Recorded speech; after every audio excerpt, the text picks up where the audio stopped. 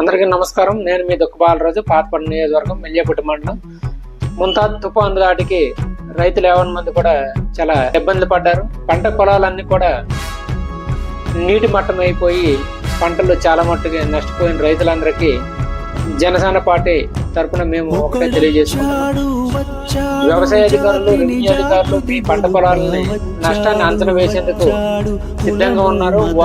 వారిని మీ పంట పొలాలకు తీసుకువెళ్ళి ఎంత మేరకు నష్టం జరిగిందో వాటిని నష్టాన్ని అంచనా వేయించి ప్రభుత్వానికి నివేదికలు పంపిస్తే మీకు ఆ నష్టాన్ని ఆంధ్రప్రదేశ్ కూటమి ప్రభుత్వం మీకు ఇచ్చే విధంగా ఉన్నది. కాబట్టి ఈ అవకాశాన్ని ప్రతి ఒక్కరు వినియోగించుకోవాలి.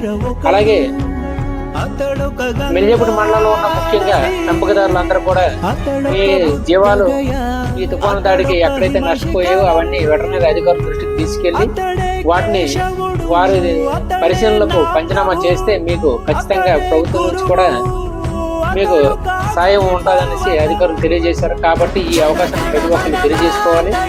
ఈ అవకాశాన్ని ఇచ్చిన ఆంధ్రప్రదేశ్ ముఖ్యమంత్రి వారికి, అలాగే జనసేన పార్టీ అధ్యక్షులు, ఆంధ్రప్రదేశ్ రాష్ట్ర ఉప ముఖ్యమంత్రి కొణిదెల పవన్ కళ్యాణ్ గారికి, జనసేన పార్టీ నాయకురాలు శ్రీమతి గురికన భవానీ గారికి మేము ధన్యవాదాలు తెలియజేస్తున్నాము. జై హింద్, జై జనసేన.